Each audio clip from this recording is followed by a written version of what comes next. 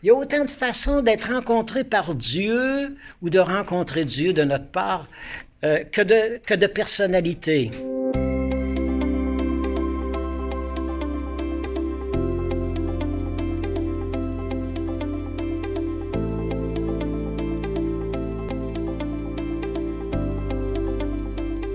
Bienvenue à notre rencontre aujourd'hui.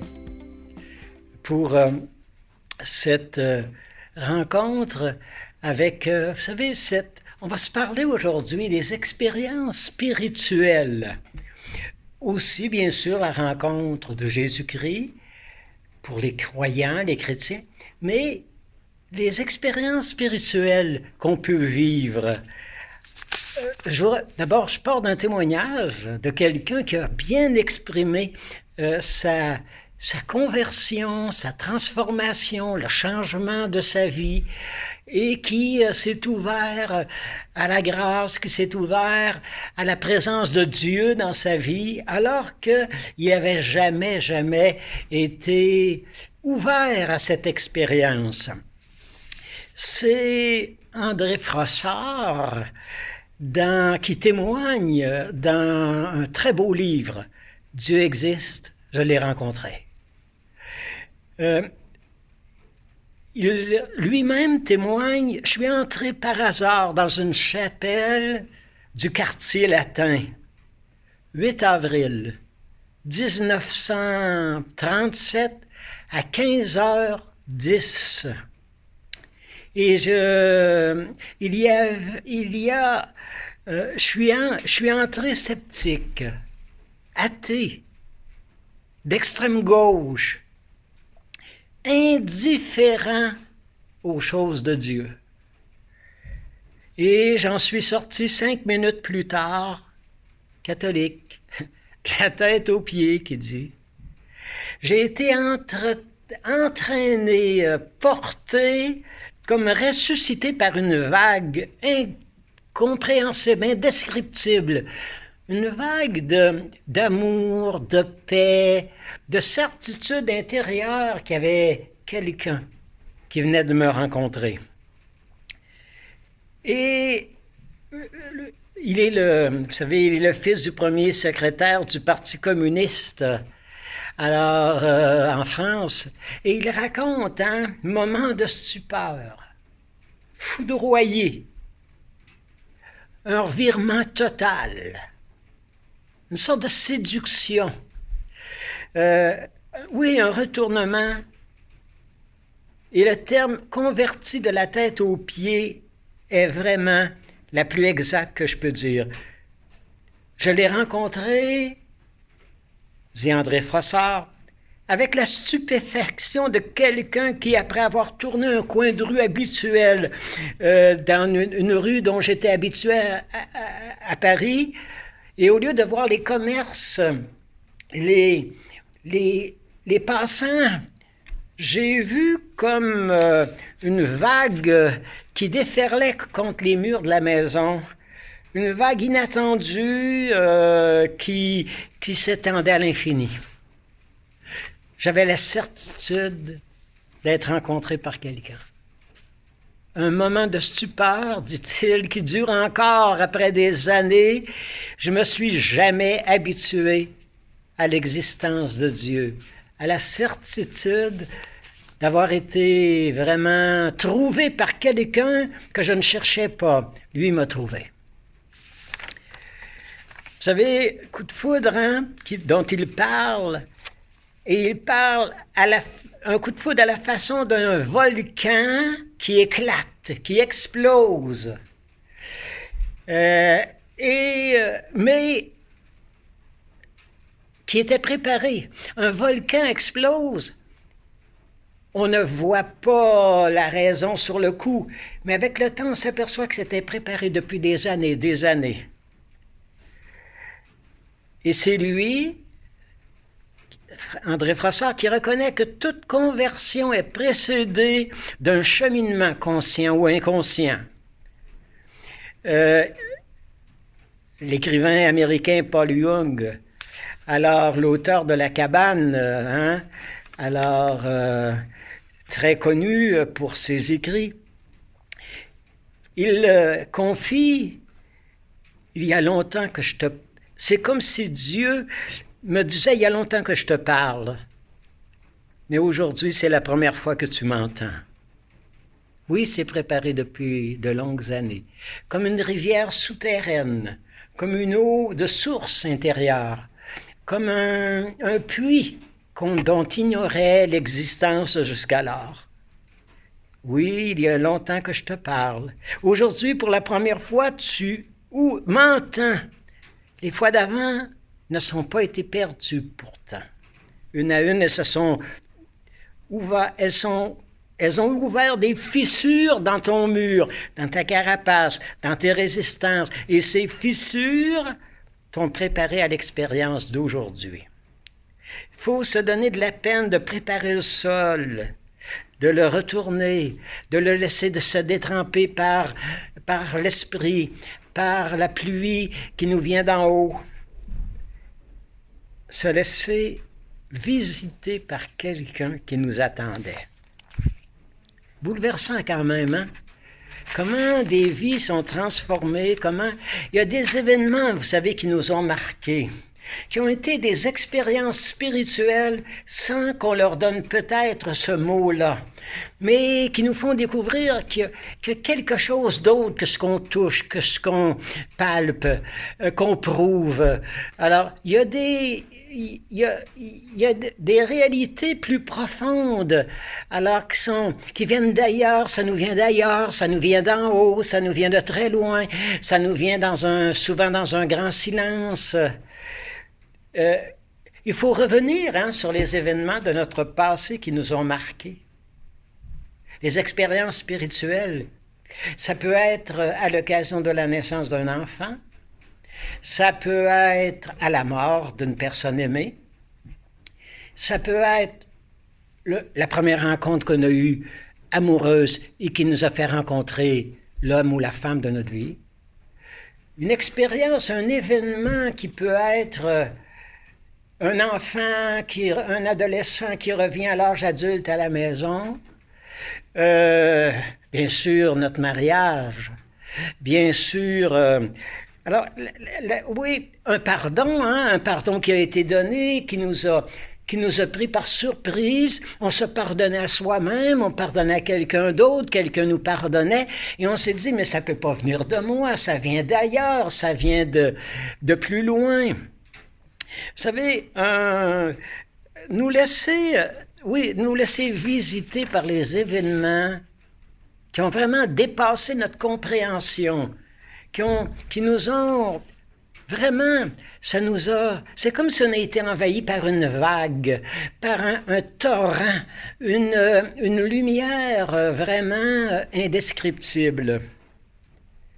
Il y a des événements qui nous ont tombé dessus et qui sont marquants pour la vie. C'est Christian Bobin, ce poète croyant. Il y a beaucoup moins d'événements dans la vie qu'on le dit. Un événement, c'est quand la vie vous rentre dans votre vie à vous comme un fleuve soudainement en crue, pénétrant dans le village pour soulever les plus imposantes bâtisses comme brins de sable. Ouais. Des événements comme un fleuve qui nous soulève, qui nous porte. Alors, vous savez, comme la rivière du Saguenay, quand elle a débordé il y a quelques années, cette maison qu'on a retrouvée, alors en haut, perchée sur un rocher. Des événements, Christian Bobin dit les événements, dit Dieu, c'est moi qui vous caresse, ou c'est moi qui vous rabote, c'est moi, c'est moi qui viens, c'est moi qui vous aime, c'est moi qui est avec vous, qui vous fait sentir ma présence. N'ayez pas peur, c'est l'amour, c'est la paix, c'est la joie, c'est un recommencement, c'est un rebondissement. Vous savez, dans ces expériences qu'on vit, ce qu'on est devenu avec les années, avec le temps, Dieu se sert de tout, hein? C'est Paul Claudel qui disait ça si bellement. Il y a autant de façons d'être visité par un événement qui nous dépasse, l'esprit. Il y a autant de façons d'être rencontré par Dieu ou de rencontrer Dieu de notre part que de personnalité. Alors, il peut arriver dans un moment de crise, de chamboulement incroyable, mais il peut arriver dans une grande douceur. Alors, un vent frais, une eau tranquille, une paix surabondante. Vous savez, dans l'expérience, vous avez déjà entendu parler de cette expérience d'Élie. Alors, dans l'Ancien Testament, le prophète, alors, le Seigneur lui dit, c'est dans le livre des Rois, sors, tiens-toi sur la montagne devant le Seigneur, et moi je vais passer. Et il y eut devant le Seigneur un grand vent fort, puissant, qui érodait les montagnes, fracassait les rochers. Le Seigneur n'était pas dans le vent. Après le vent, il y eut un tremblement de terre. Mais le Seigneur n'était pas dans le tremblement de terre. Après le tremblement de terre, il y eut un feu. Le Seigneur n'était pas dans le feu.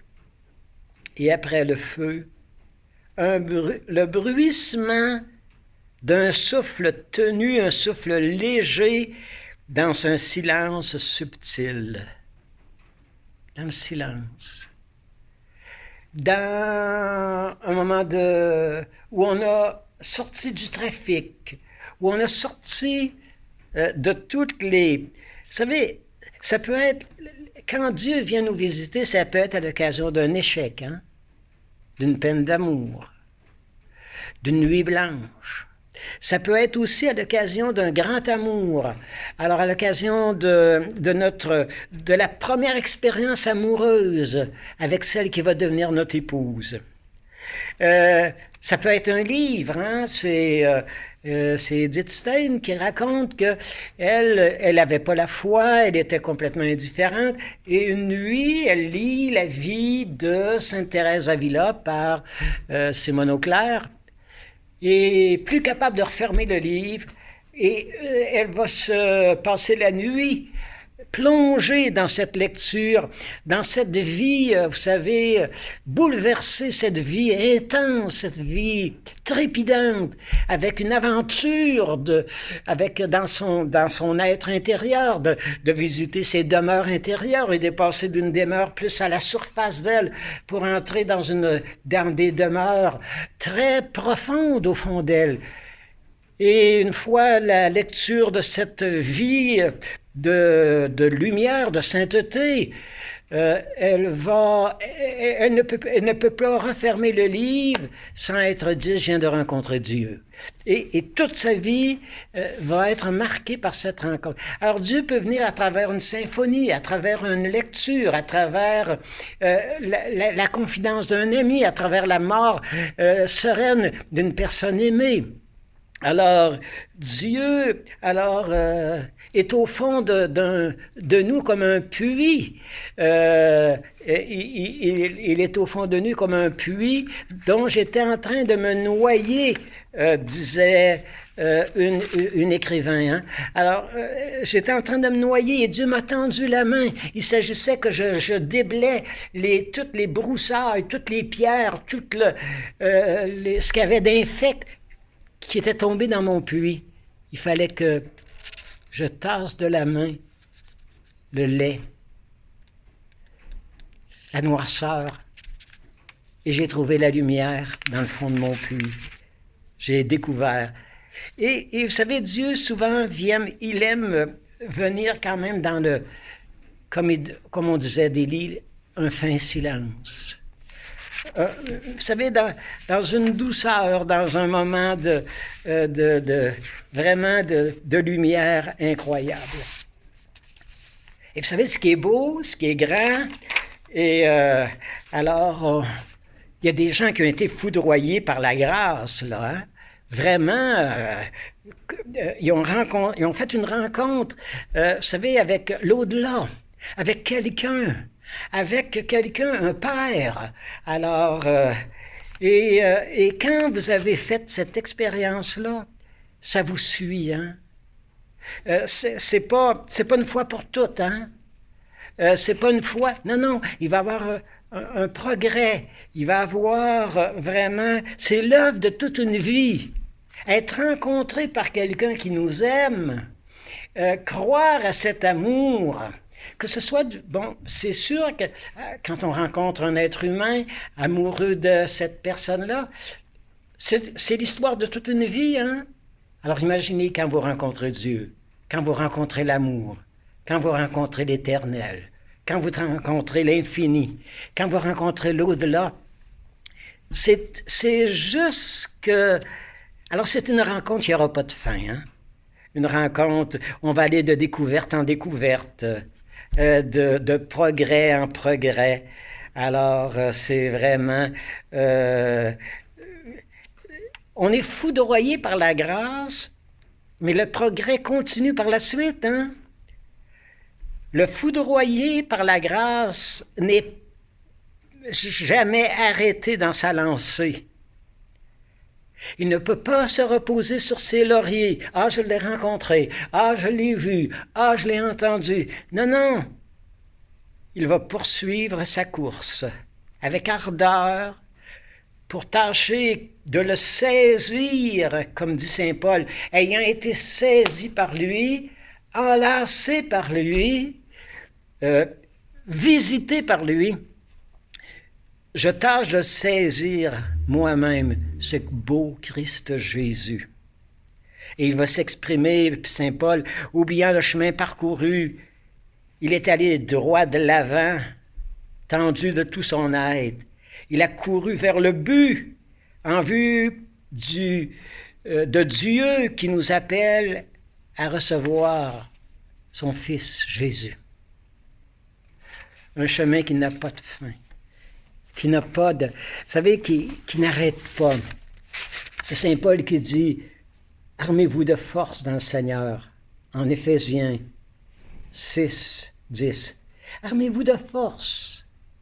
Revêtez l'armure de Dieu pour être capable de tenir bon malgré tous les combats, malgré tout. Oui, ce n'est pas à l'homme que nous sommes affrontés, mais à des adversaires invisibles. Saisissez donc l'amour de Dieu afin que vous puissiez résister et tenir debout. Lui qui a tout mis en œuvre. Alors, restez dans l'aventure, puis croyez à cette, vous savez, à ce progrès. Hey, saint Paul Claudel écrit quelque chose de merveilleux un jour après sa conversion, hein, la nuit de Noël. Alors une fameuse nuit de Noël où il rentre à l'église sans raison et il va sortir vraiment là, dans toute une lumière, dans toute une vraiment, il a rencontré la beauté de Dieu. Alors il a été saisi. Et à un moment donné, il dit, oui, la certitude que Dieu était dans ma vie, je pouvais pas oublier. C'était trop inscrit dans toute ma chair. Mais pendant 4 ans, j'ai résisté, hein. J'ose dire que je fis une belle...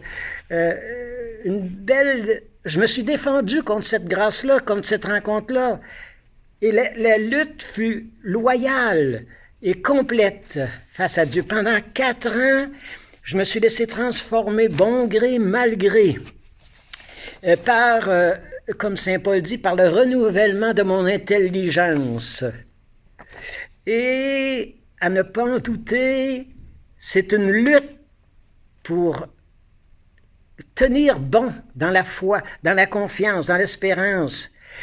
Une lutte où chaque fibre de mon être, des pieds à la tête, j'ai été comme transformé, j'ai été comme travaillé Et c'est pourquoi un jour il écrit à Jacques Rivière, alors dans leur correspondance, il dit, Claudel dit à Jacques Rivière, il y a un passage de votre lettre qui m'a fait rire. Oui, j'ai pouffé de rire.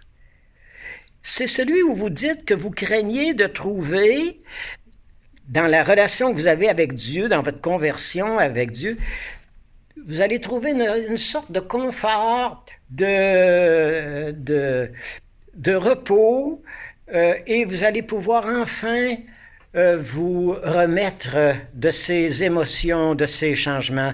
Non, non, vous rentrez dans une recherche, dans une lutte. Ah, cher ami, le jour où vous avez reçu de Dieu en vous, vous aurez l'autre qui ne vous laisse point de repos. Comme il dit, je ne suis point venu apporter la paix, mais le glaive. Hey, ce sera, dit Paul Claudel, le grand ferment qui fait éclater tous les vases. Ce sera la lutte contre les passions, la lutte contre les ténèbres de l'esprit. Non pas celle où l'on est vaincu, mais celle où on est vainqueur. Ah, moi, j'aime ces réflexions qui nous disent, la foi, ça nous fait pas rentrer dans un repos, mais dans une bataille, dans une lutte. C'est un combat.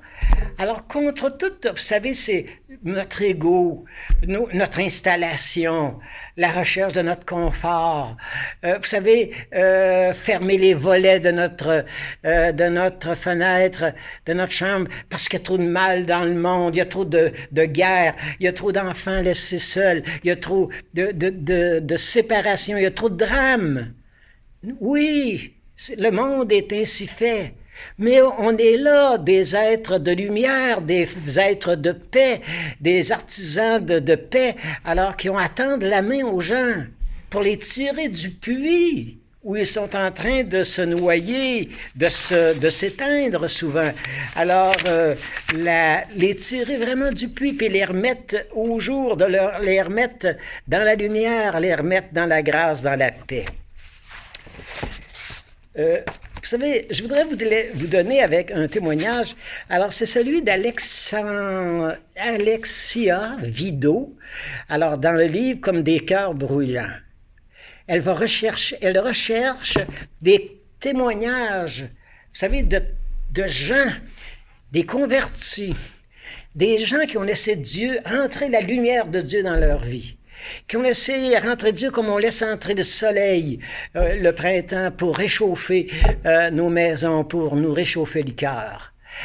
Laisser rentrer Dieu, vous savez, alors, et se souvenir de cette rencontre, se souvenir de ces temps où on a été vraiment comme choyé, entouré, et qu'il y a quelqu'un qui a cru en nous, qu'il y a quelqu'un qui a cru que si nous étions là sur cette planète, on pouvait faire une différence et le monde ne sera plus tout à fait pareil.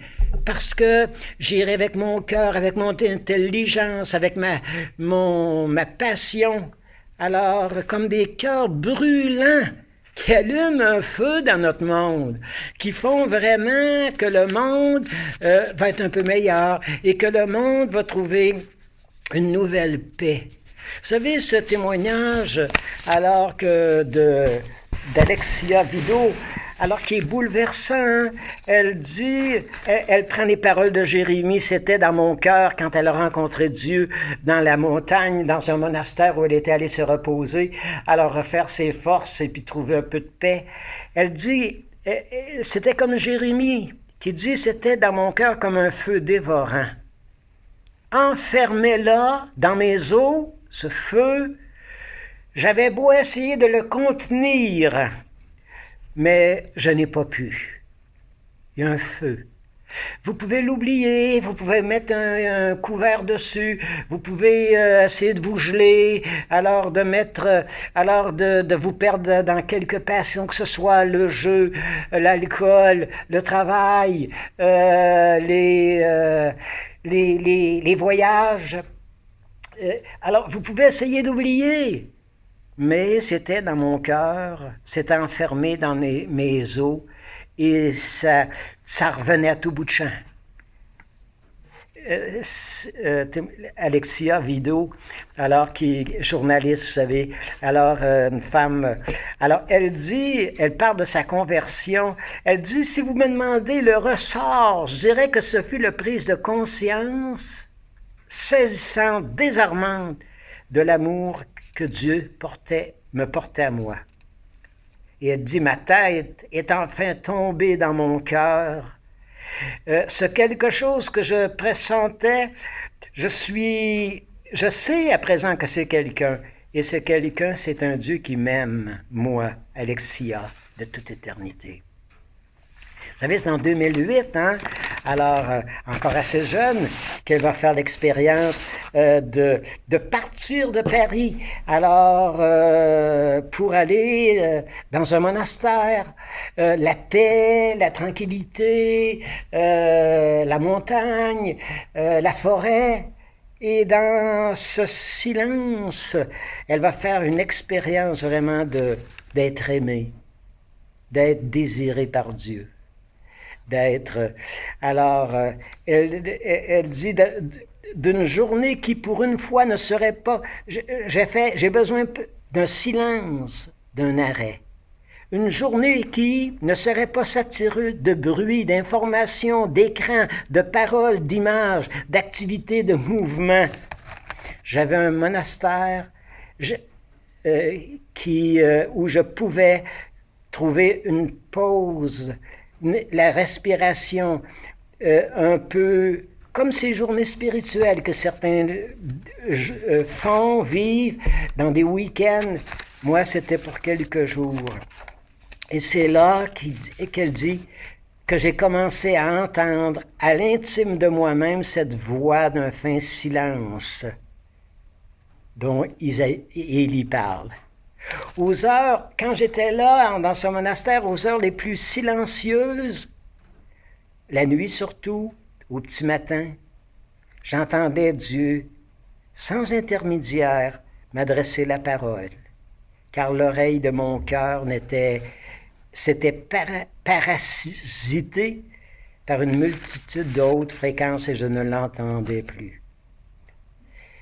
3 jours qu'elle dit, il m'en a fallu pas plus pour me retourner comme un gant, être retourné comme un gant.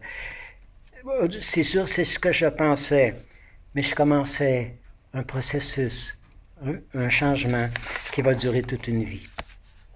Alors, vous voyez, passer de cette expérience spirituelle et pour certains, alors, une rencontre avec Jésus-Christ, c'était Rencontrer le Christ, un livre qui vient aussi de sortir sur une quinzaine de gens du Québec qui racontent leur expérience.